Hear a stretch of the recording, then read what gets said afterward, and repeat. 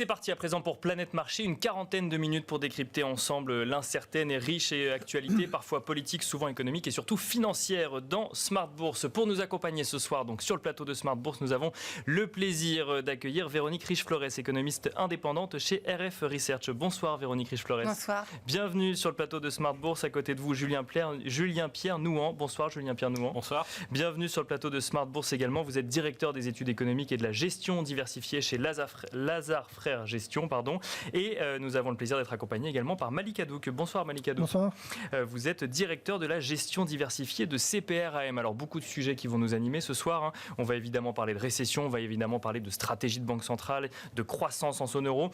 Mais avant, et on va peut-être commencer avec vous, Julien Pierre Nouan, ce sujet de niveau d'alerte en matière d'approvisionnement en gaz en Allemagne, donc une ligne de crédit qui a été débloquée de 15 milliards d'euros. Donc le sujet de l'approvisionnement en gaz de l'Allemagne n'est pas un sujet qui date d'hier. Pour autant, moi je voudrais revenir sur la déclaration du ministre de l'économie allemand qui parle d'effet Lehman et de potentiellement de risques systémiques qui pourraient se retrouver derrière si jamais l'Allemagne n'avait pas suffisamment de gaz cet hiver. L'Allemagne qui a du mal à reconstituer ses stocks pour cet hiver. Est-ce que c'est aujourd'hui une situation qui doit inquiéter sur le sol européen ? C'est clairement une question qu'il faut surveiller. L'objectif après la déclaration de guerre de la Russie à l'Ukraine, c'était effectivement s'affranchir un petit peu des approvisionnements en gaz russe. C'est extrêmement compliqué. Le modèle, tout le système énergétique allemand était vraiment orienté vers des approvisionnements essentiellement de Russie. L'objectif était de notamment importer davantage de gaz liquéfié. On a eu il y a quelques jours, une explosion dans une usine aux États-Unis qui fait que ce gros fournisseur ne peut plus fournir. Et de l'autre côté, la Russie joue sans doute un jeu assez long. On voit que le conflit avec l'Ukraine va durer sans doute encore un certain temps. Et donc, l'objectif de la Russie, c'est d'affaiblir l'Europe en réduisant donc, le niveau de stockage en prévision de l'hiver prochain. Pour l'instant, on n'a pas beaucoup de consommation. Et c'est un vrai sujet. C'est un sujet d'énergie, mais c'est aussi un sujet de matières premières pour un certain nombre de filières industrielles. Il faut bien avoir à l'esprit que le gaz n'est pas seulement utilisé pour produire de l'électricité. Bien sûr, ou pour chauffer des particuliers, il sert aussi dans des usines. Exactement. Tout ce qui est notamment production d'engrais et pour certains plastiques, c'est un entrant et donc c'est un vrai sujet qu'il faudra surveiller. Malik Hadouk, même question. Quand le ministre de l'économie allemand dit que le gaz est devenu une ressource rare, alors c'est sûr que quand on a un point de vue un peu franco-français, nous on regarde ça, on a du nucléaire, donc on a l'impression que c'est un sujet, mais que c'est encore lointain puisqu'on parle de l'hiver prochain. Mais là, l'Allemagne entre en niveau d'alerte. Est-ce que ça doit nous inquiéter ? Ah oui, ça doit nous inquiéter sur les marchés financiers. Si le ministre de l'économie en parle, et comme ça a été déjà mentionné, c'est un sujet qui ne date pas d'aujourd'hui, mais aujourd'hui qui prend des proportions importantes. Et surtout, ce que ça va impliquer, c'est sur l'inflation éventuellement. Comme c'est un entrant dans beaucoup d'industries, ça pourrait peser sur l'approvisionnement et donc sur l'offre à venir. Et ça pourrait entraîner la problématique de l'inflation qui se maintiendrait en Europe de manière beaucoup plus durable. Donc c'est ça, pour le marché, c'est ça, à mon avis, le véritable impact. Et là, bien sûr, l'effet sur la croissance économique. Donc une inflation encore plus persistante du fait d'une rupture d'approvisionnement sur le sujet du gaz, sachant que, alors effectivement, il y a une des solutions envisagées, c'est de rouvrir des centrales à charbon, au-delà du côté énergétique ou de l'enjeu climatique, écologique. Sur le sujet inflation, ça pourrait venir compenser ou ça ne viendrait pas régler le côté persistant d'inflation si jamais il n'y avait pas suffisamment de gaz ? Non, ça viendrait... Ça ne compenserait pas, ça l'alimenterait encore plus à mon avis. Ça l'alimenterait encore plus ? Véronique Riche-Flores, un commentaire également sur ce sujet d'approvisionnement en gaz de l'Allemagne aujourd'hui sur le sol européen ? C'est incontestablement une véritable menace, y compris bien évidemment pour l'industrie, de nombreuses industries, et puis pour les ménages allemands, tout simplement, de savoir qu'on a quelque part, à l'entrée de l'hiver, peut-être une menace, là, un coup près qui peut intervenir. Ça doit être, je pense, assez, effectivement, un facteur anxiogène important. Incontestablement, c'est un facteur de maintien des prix de l'énergie élevés. pas forcément de l'ensemble de l'inflation, mais de cette poche énergétique, effectivement, qui peut venir compliquer encore la situation. Donc oui, après, on a quand même un positionnement de l'Allemagne à l'égard de la Russie là, ces derniers temps, parce qu'il y a eu d'autres déclarations assez sonnantes, si je peux dire, de la part des Allemands, des dirigeants allemands, notamment une question sur l'avenir des relations germano-russes, etc., plutôt que d'une centralisation du débat sur l'entrée de l'Ukraine dans l'UE. Bien sûr. Et on sent bien, il y a peut-être aussi un petit élément stratégique, de politique pour attiser les craintes, pour essayer de négocier quelque chose d'un peu plus flexible à l'égard de la Russie. Je ne l'exclus pas, ce sont des supputations, Bien sûr, mais oui. qu'on pourrait d'ailleurs comprendre dans le contexte précisément de véritables menaces sur l'approvisionnement qui sont bien réelles.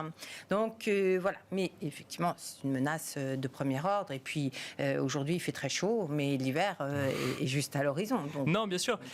Mais moi, ce qui marque l'observateur que je suis, c'est le fait d'employer le terme d'effet Lehman. Alors, il y a peut-être effectivement un effet d'annonce, une stratégie derrière, mais la question que ça peut poser, c'est il y a le sujet des stocks en Allemagne et comment est-ce que ce sujet peut se répandre au niveau européen et quel est le risque du coup à prendre en compte en tant qu'investisseur.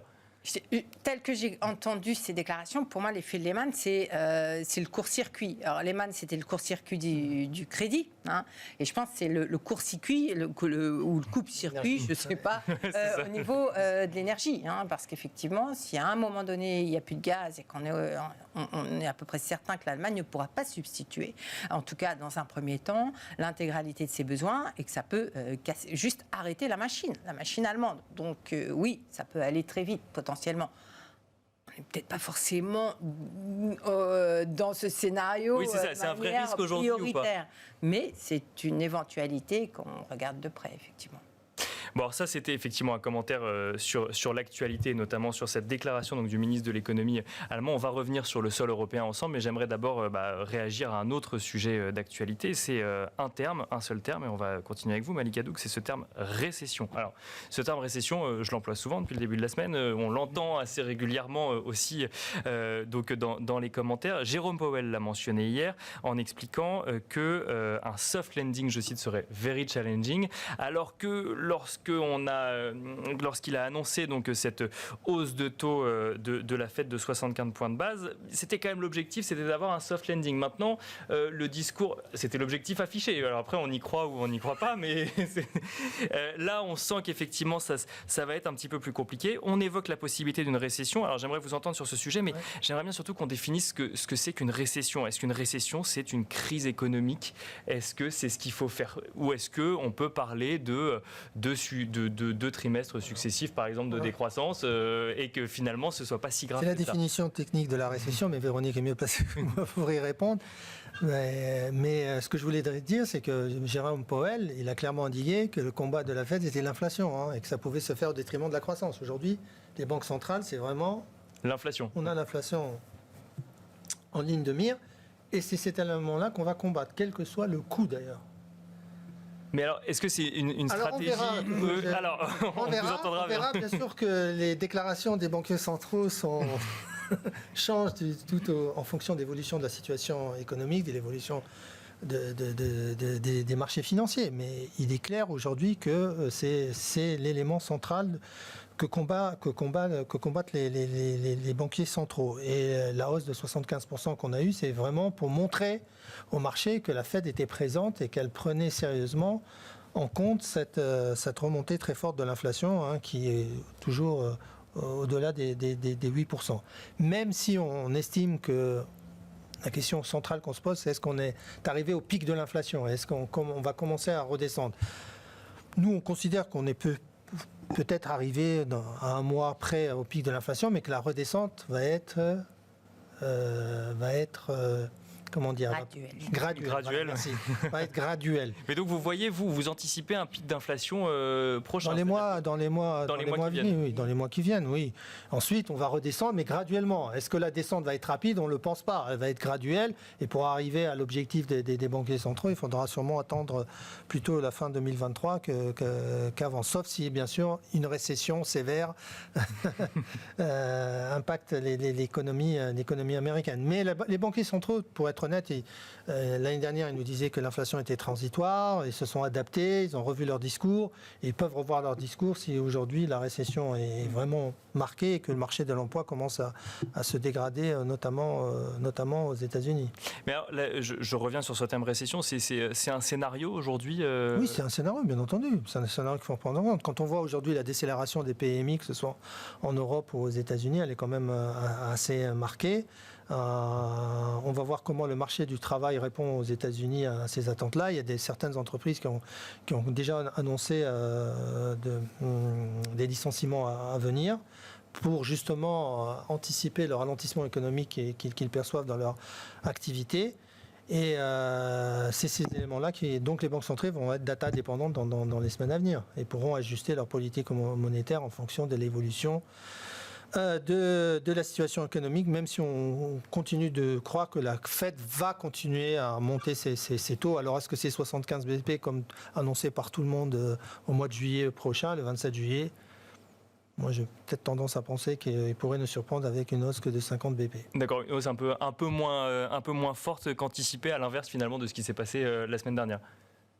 Véronique Riche-Flores, je vous voyais réagir à ce que disait Malik Hadouk sur ce sujet récession. Alors effectivement, le terme fait peur et peut-être à raison, mais peut-être aussi qu'une récession technique serait, en tout cas c'est ce qu'on peut entendre, nécessaire pour infléchir effectivement la tendance de l'inflation. Est-ce que c'est, même question, est-ce que c'est un scénario aujourd'hui, une récession aux États-Unis? Je pense que c'est le scénario. D'accord. Voilà. Au moins c'est clair. Il n'y a plus de débat. Non, pardon. Après, il n'y a pas une récession pareille que l'autre. Pareil que la suivante. Elles sont toutes spécifiques. Et moi, j'ai essayé de travailler sur... voilà. À quoi ressemblera la prochaine récession aux États-Unis? Et c'est pas aussi évident que ça, parce qu'on n'a pas... il y a eu Covid, on a eu un cycle long, mais qui n'a pas non plus été exubérant. On n'a pas accumulé... Normalement, une récession, c'est quoi? Vous purgez les dettes, d'abord. Vous purgez le surcroît d'investissement, le surplus d'emploi. Vous remettez les bilans à propre. Or, là, on n'a pas grand-chose à purger, sauf du côté de la dette. Des dettes et du côté de l'immobilier. Alors l'immobilier, on pourrait immédiatement dupliquer la crise de 2008, sauf que les Américains détiennent assez peu leur propre immobilier, qu'il est essentiellement dans les mains des investisseurs institutionnels ou des plus riches Américains qui sont multiples propriétaires. Donc c'est pas du tout la même typologie de risque financier. Peut-être que ça commence, parce que là, on voit que les banques et que les conditions de crédit ont refait du taux variable un petit peu trop largement, à mon sens, à ce stade du cycle. Mais, et puis, vous n'avez pas de purge d'investissement à faire. En fait, il n'y a pas eu d'excès d'investissement, c'est le moins qu'on puisse dire. Bien sûr. Ouais. Il y a bien évidemment un risque sur l'emploi, mais là encore, il n'est pas massif. Je rappellerai qu'on a tout juste retrouvé le niveau d'emploi de 2019, contrairement à ce que nous dit Jérôme Powell, qui nous décrit un marché de l'emploi hot et super dynamique. En réalité, on a un taux de chômage très faible. Oui, parce qu'il n'y a plus d'immigration, il y a un certain nombre de désertion du marché de l'emploi, ce qui est un problème structurel, mais pas trop cyclique. Donc là, on voit bien qu'il y a...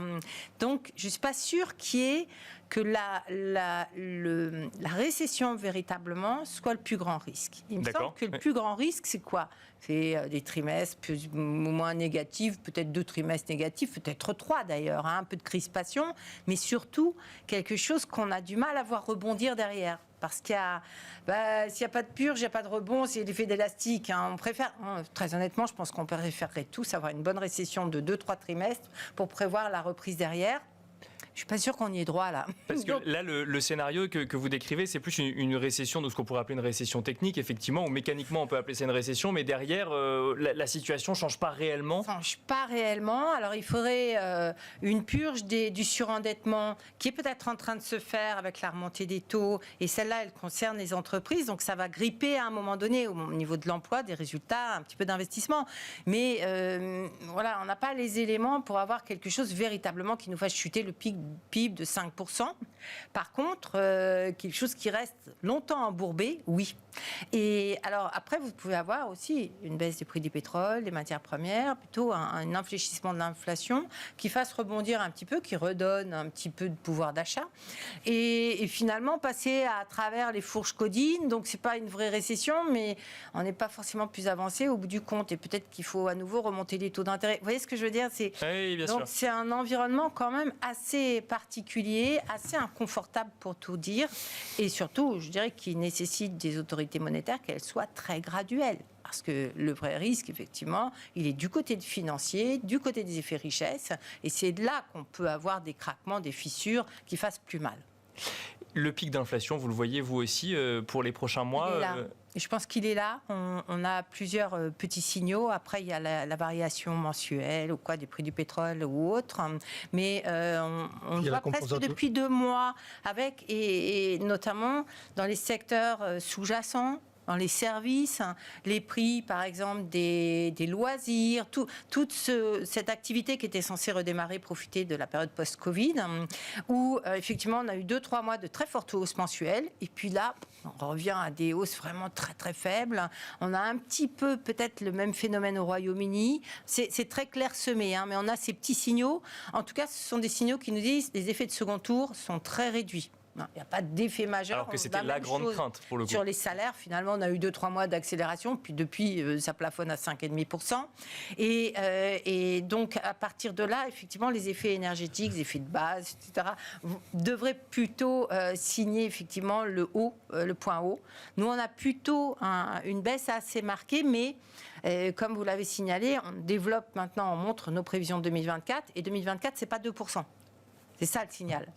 Ça va sans doute baisser assez vite parce que pour tout un tas de raisons techniques en fait, mais derrière le point d'arrivée, pour arriver à 2%, il nous faut une crise financière. Quand vous dites que ce n'est pas 2%, c'est-à-dire qu'on resterait au-dessus de 2%. D'accord. Voilà. Et ça, c'est le changement de paradigme un peu plus long terme qui pose bien sûr bien des questions. Malika, vous vouliez réagir? Non, je voulais dire que sur la partie inflation, c'est vrai, aux États-Unis, il y a aussi les loyers qui sont une composante qui sont lagués et qui pour l'instant ne montrent pas de signes de ralentissement, mais qui pourraient, compte tenu de la situation du marché de l'immobilier avec la hausse des taux de crédit, pourraient avoir un impact beaucoup plus rapide. Sur la baisse de l'inflation, du coup, si je comprends bien. Julien-Pierre Nouan, même question sur ce sujet récession. On essaye de comprendre un petit peu la façon dont on voit les choses. Alors, je ne compte plus les études qui estiment à 30, 50%, 90% le risque de récession aux États-Unis. Après, tout dépend effectivement des méthodes de calcul ou autres. Mais comment est-ce que vous voyez les choses? Et puis, on va essayer de comprendre comment ça peut s'inscrire dans une stratégie d'investissement aussi, ce risque récessif, lorsqu'on voit que la Fed s'est donné pour unique objectif aujourd'hui de faire baisser l'inflation. On a presque envie de dire coûte que coûte, quoi. Oui, coûte que coûte, il faut aussi comprendre pourquoi. Parce que plus l'inflation élevée dure, plus cela se transmet aux anticipations d'inflation, ce qui a sans doute scellé le sort de la hausse de 75 BP la semaine dernière.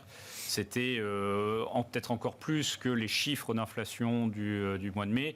Le fait que dans les chiffres sur la confiance des ménages, on voyait les anticipations à long terme commencer à augmenter d'un niveau significatif par rapport aux variations classiques de ce chiffre et arriver à son niveau le plus élevé des 20 dernières années. Et ça veut dire que si les ménages anticipent que les prix vont encore plus monter, mécaniquement, ça fait baisser la demande et donc il faut agir sur le... Surtout, ça joue après dans le calcul des ménages, lorsqu'ils demandent lorsqu'ils négocient leur salaire. Bien sûr. Oui. Donc vous rentrez un petit peu dans cette boucle prix-salaire que les banquiers centraux veulent éviter à tout prix.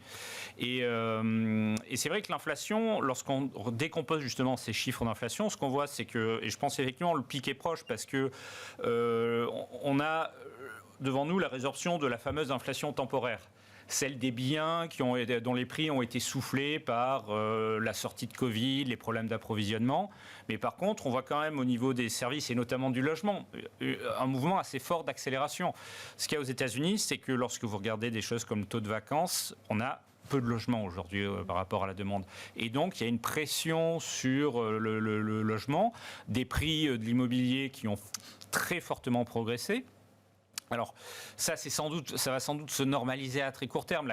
Les prix de l'immobilier qui progressaient de 2%, plus de 2% par mois, c'est pas tenable et ça va ralentir. Mais, et je pense que ça va être une des vraies questions, parce qu'on l'a dit, les conditions d'une récession relativement modérée sont là. On n'a pas eu d'excès, on n'a pas des ménages qui doivent reconstituer une épargne et qui se sont surendettés comme c'était le cas en 2007-2008. Sur les entreprises, la question se pose, mais c'est vrai que si on regarde des agrégats comme la charge d'intérêt des entreprises, on n'est pas sur des niveaux extrêmement élevés. Donc on a les conditions d'une récession assez modérée. Est-ce que cette récession assez modérée fait augmenter suffisamment le taux de chômage pour quelque part rétablir une sorte d'équilibre sur le marché du travail et résorber les pressions salariales? Ça va être clé, parce qu'on peut très rapidement revenir sur quelque chose de très dynamique, avec une banque centrale qui rebaisserait ses taux et qui devrait après les remonter aussi très rapidement. Mais c'est intéressant ce que vous dites, parce que c'est honnêtement ce que j'ai un peu du mal à comprendre, c'est que j'ai du mal à comprendre où se situe l'épisode récessif dans la stratégie de la Fed. Est-ce qu'on parle d'une conséquence prévisible mais inéluctable, ou est-ce que ça fait partie de la cause pour lutter contre l'inflation ? C'est un peu le non-dit de la politique monétaire. C'est que si à un moment vous avez un problème d'inflation lié à la demande, ce que vous devez faire, c'est faire ralentir la demande. Et ralentir la demande, ça s'appelle une récession. Donc quelque part, la Banque centrale provoque la récession. Si vous regardez historiquement, quasiment à part la récession Covid, qui est une bête très particulière, mais toutes les récessions sont précédées d'un durcissement de la politique monétaire. Bon, c'est plus clair. Merci beaucoup, Véronique Riche-Flores. Il y avait un petit détail dans la communication de la Fed, dans ses prévisions, qui était assez intéressant. Et je pense c'est pas pour rien. Ils savent quand même bien parler au marché et faire passer les petites choses. Et à horizon, donc il y a les prévisions à horizon 2024. 2024, le taux de chômage est prévu par la Fed à 4,1%. Et donc on monte graduellement. Je crois qu'ils ont 3,8. On est aujourd'hui à 3,6. Ils montent à 3,8 et 4,1. Et alors l'année prochaine, ça suffit pas pour arrêter la hausse des taux. Ils ont encore 50 points de base. En 2024, ils retirent les 50 points de base. Ils rebaissent leur taux d'intérêt. D'accord. Et donc moi j'ai compris qu'ils nous disaient on va pas être aussi réactif à la hausse du taux de chômage parce qu'il faut que ça se desserre, que les contraintes s'atténuent. Mais à 4,1, là on baisse nos taux. Voilà. D'accord. Et donc, je pense qu'il y a bien cette idée-là. À mon avis, le 4,1 pourrait être atteint beaucoup plus rapidement qu'en 2024. Et à mon avis, effectivement, de fait, ils marqueront une pause avant cette date-là. Mais voilà, on en reparlera après, je pense.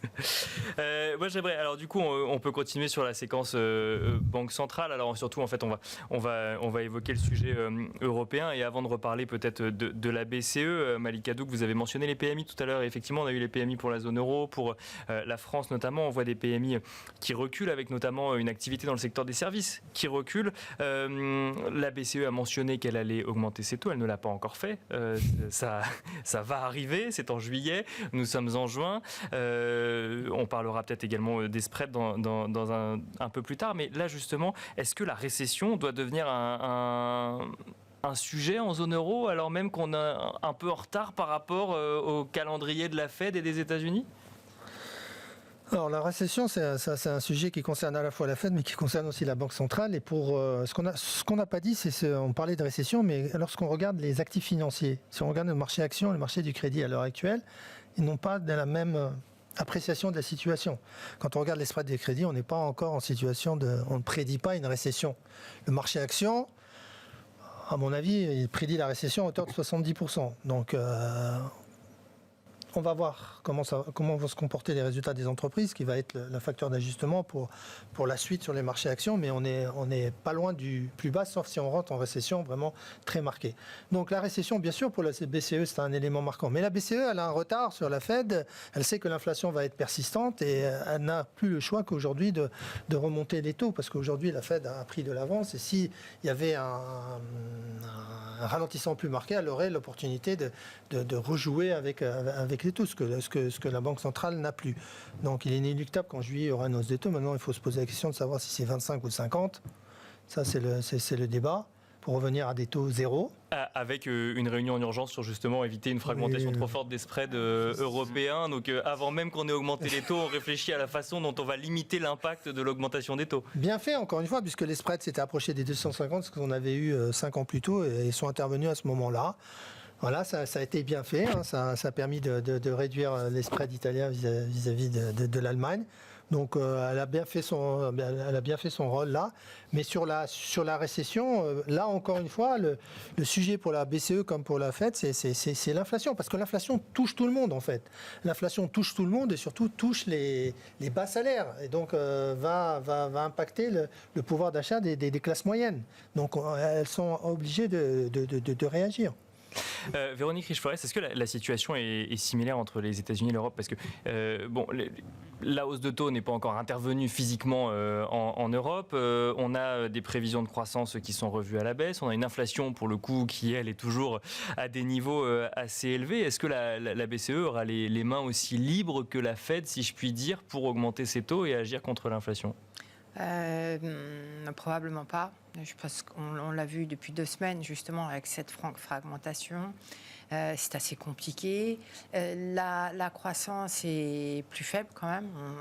Les États-Unis, je n'estime pas que la situation de l'économie américaine soit particulièrement brillante, mais ils ont réussi à récupérer, notamment avec les plans de soutien qui sont en partie d'ailleurs à l'origine de l'inflation. Mais bon, ils ont récupéré davantage que la zone euro. En zone euro, on est quand même très loin de la tendance qui prévalait avant la crise et on s'englue encore une fois. Donc, vous regardez les sous-jacents, la croissance des salaires, par exemple, aux États-Unis, ça va pas très loin, mais on a eu une petite accélération. En zone euro, c'est très très lent. Au mieux, on va être à quoi? 3% de hausse des salaires, peut-être 3,5, 4 dans certains pays, mais avec une inflation à 8,5%, ça vous fait un choc inédit de pouvoir d'achat, de salaire réel. Donc, forcément, il y a une fragilité au-delà de la question souveraine qui réduit les marges de manœuvre. À côté de ça, néanmoins, il y a un changement de contexte structurel en zone euro avec la disparition des excédents courants et cette inflation qui vient fragiliser l'euro. Et l'euro devient un facteur d'importation de l'inflation additionnelle à un moment donné où on n'a vraiment pas besoin de payer nos matières premières plus chères. Donc voilà, il y a un vrai sujet. Je pense qu'on ne peut pas se fermer la porte. Il est naturel d'ajuster le niveau des taux d'intérêt. Maintenant, comme vous l'avez dit, les marges de manœuvre sont extrêmement étroites, l'environnement extrêmement instable. Donc, il faut y aller par petites doses. Idéalement, sur l'Italie, on aurait préféré quand même qu'ils préparent le coup avant parce qu'on savait tous qu'il y aurait... Le sujet, c'était la fragmentation. Bon, il a fallu cette réunion d'urgence à moins d'une semaine après la communication, ce qui fait un peu râler. Mais voilà, on espère que les Allemands plient et qu'ils donnent un peu plus de flexibilité. De toute façon, je crois qu'ils n'ont pas le choix s'ils veulent qu'on puisse remonter un petit peu les taux d'intérêt. Il me semble que c'est leur priorité aujourd'hui. Alors je reviens sur les marchés, Malika Adouk, je vais rebondir sur ce que vous avez dit. Vous dites qu'effectivement les marchés obligataires ne prévoient pas une récession, les marchés actions l'ont déjà largement anticipé. Qu'est-ce qui peut expliquer la différence entre les deux ?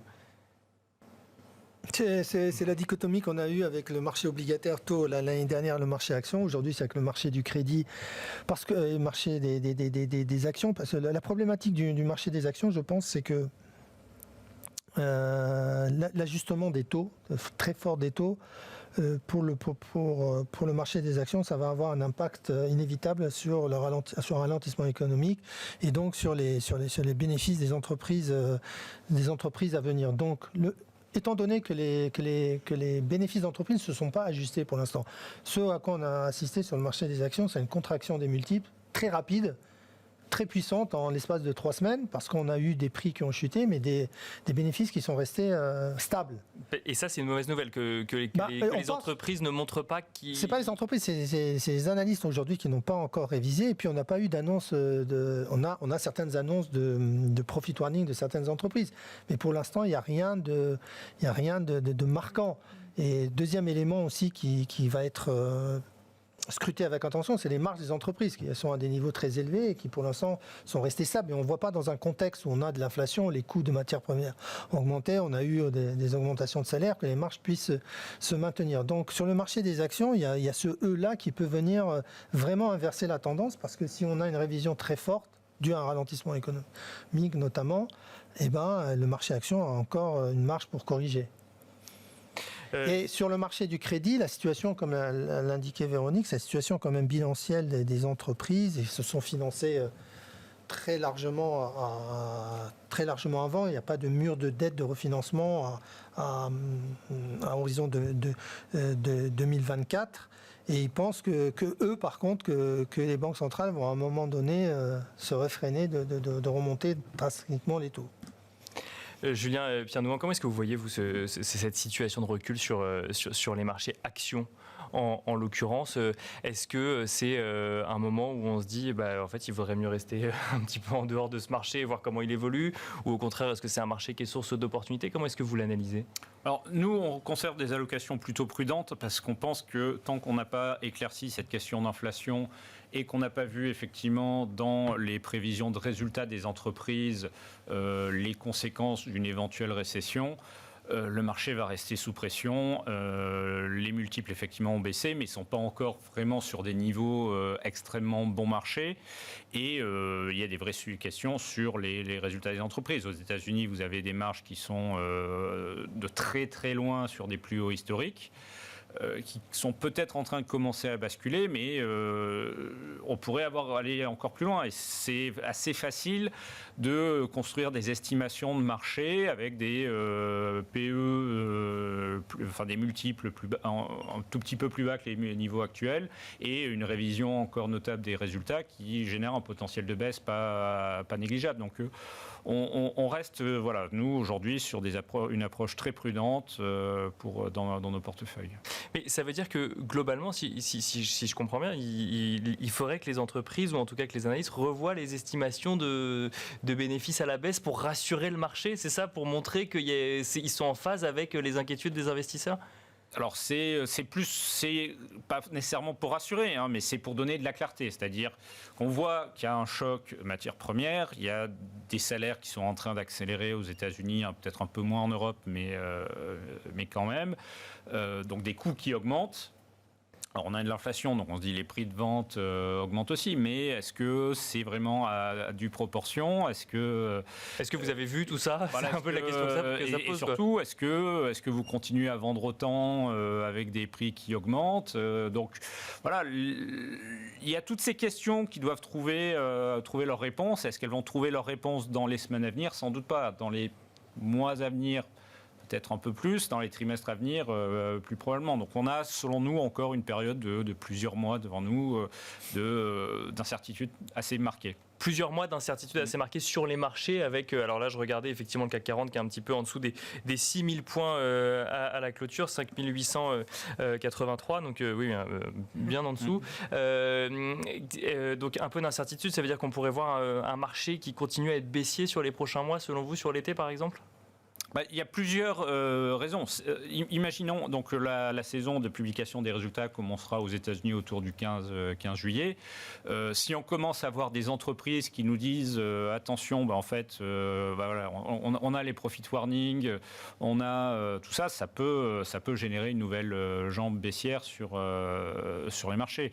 De l'autre côté, on peut avoir, si jamais l'économie américaine, et je pense que c'est pas impossible, se prouve qu'elle peut être plus résistante à ce début de remontée de taux, et qu'on se dit la Banque centrale devra peut-être aller encore plus loin en termes de remontée de taux, parce qu'on l'a dit, il y a des facteurs de résistance dans l'économie américaine. Ça aussi, ça peut être un facteur d'inquiétude pour les marchés. Alors, je reviens sur les résultats d'entreprise avec vous, Malik Hadouk, juste pour bien comprendre, mais lors de la prochaine saison des résultats, vaut-il mieux qu'on ait des profit warnings qui montrent effectivement une prise en compte de tous les facteurs exogènes mentionnés par Julien Pierre-Nouan, ou si jamais on a des bons résultats d'entreprise, ça enverra un message positif ou au contraire un message de attention, du coup les profit warnings arriveront plus tard. Alors je suis peut-être un petit peu pessimiste dans l'approche, mais est-ce que c'est ça la question aujourd'hui ?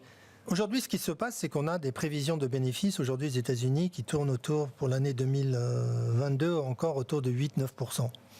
En Europe, on a redescendu un peu.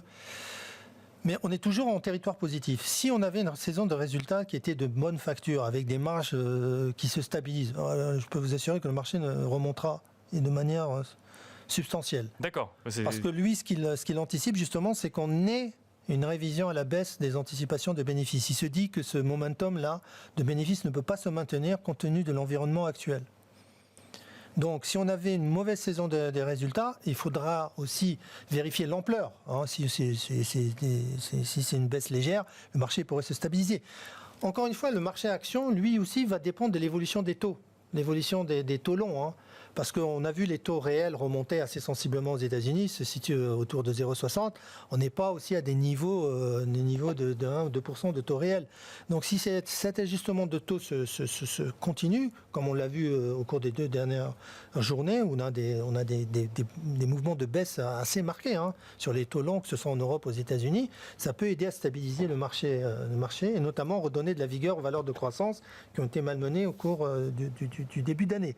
Donc, les earnings, la saison qui vient, là, qui commence le 15 juillet, ça va être déterminant pour avoir un été calme ou pas sur les marchés financiers, en dehors du conflit ukrainien. En tout cas, en ce qui concerne les résultats d'entreprise. Voilà. Après, à voir effectivement l'influence que ça aura sur les marchés actions. Tout à l'heure, il était mentionné les PE. On est passé en 3 semaines d'un PE de 22 à 17 aux États-Unis. En Europe, on est descendu au-dessous de la moyenne historique. On est encore mieux valorisé que les États-Unis, mais on ne bénéficie pas de de la composition du marché américain qui est plus diversifié. En Europe, je crois qu'on est en 12 aujourd'hui, 12,5. On n'a jamais eu cet écart de valorisation entre le marché américain et le marché européen. Ce qui laisse à penser que si l'Europe arrive à s'en sortir, mais on a du mal à le voir en termes de croissance économique, compte tenu de la situation en Ukraine et compte tenu aussi de la problématique énergétique, c'est le marché qui devrait réussir à mieux performer. Mais bon. On a toujours souhaité ça, on n'est jamais arrivé pour le moment. Véronique Riche-Flores, comment est-ce que vous voyez ce recul de marché, ces inquiétudes, ces incertitudes, voire cette incompréhension ? Enfin, je dis ça en tant qu'observateur, mais... Non, je ne crois pas que ce soit incompréhensible, je crois que c'est tout à fait logique. On a quand même des marchés qui ont énormément bénéficié effectivement de l'environnement de politique monétaire tout à fait hors norme. On est sur la voie d'un début de normalisation. On corrige, on ajuste. Et je pense que fondamentalement, cet ajustement n'est pas terminé. Maintenant, à brève échéance, je pense qu'il y a des facteurs, effectivement, qui peuvent être qui peuvent permettre de stabiliser les choses, voire possiblement d'avoir une petite ouverture pour une amélioration, parce qu'il peut y avoir une réouverture de la Chine, il peut y avoir des prix du pétrole qui finissent par prendre conscience de la réalité de ce marché, quand même, qui est avec une valorisation des prix qui est totalement aberrante, qui était totalement aberrante ces derniers mois. On a peut-être le début d'une normalisation, ça c'est plutôt bon signe. Donc on peut avoir un mixte avec un peu d'activité. En Chine, je ne compte pas beaucoup sur la Chine pour nous tirer, mais enfin quand même, ça peut aider à redorer un petit peu l'environnement industriel et un peu moins d'inflation, des banques centrales qui rabattent un petit peu leur communication sur le durcissement monétaire. Ça, c'est la brève échéance qui me semble possible. Maintenant, à plus long terme, je pense qu'on ne coupera pas un ajustement monétaire. On a trop de liquidités dans le système et on le voit bien. Dès que les banques centrales relâchent un petit peu, même ces dernières semaines, quand on a eu l'impression ça repartait comme en 14. Donc, on voit bien que ça va plus être possible de l'accepter du côté des banques centrales. Et donc, c'est la vraie menace. Après, je pense que surtout, pour ce qui concerne le marché européen, il s'agit des rotations sectorielles. Moi, j'ai quand même entendu beaucoup de gérants, de gérants de portefeuille dire acheter les bancaires, l'automobile, les values à tour de bras. Oui, les values, mais enfin, avec toute la problématique sectorielle qu'on a, où les bancaires, n'achetaient les bancaires que parce qu'on avait la perspective de taux nominaux en hausse, alors que les taux réels sont massacrés à la baisse et pèsent énormément sur les bancaires qui sont exposés au risque de récession. Voilà, je pense qu'il y a eu des attentes qui étaient un petit peu mal placées, un peu trop optimistes. Et là, ça va, on a besoin que les choses se remettent en place. Et pourquoi pas un petit peu plus de valeur de croissance dans les prochaines semaines, ça ne me paraît pas déraisonnable, quoi. Eh ben, ce sera le mot de la fin de cette discussion. Merci beaucoup à tous les trois. Merci Véronique Riche-Flores, économiste indépendante chez RF Research. Merci Malika Douk, directeur de la gestion diversifiée de CPRAM. Et merci Julien-Pierre Nouan, directeur des études économiques et de la gestion diversifiée chez Lazare Frères Gestion. Merci à vous évidemment de nous suivre et on se donne rendez-vous tout de suite dans Marché à thème.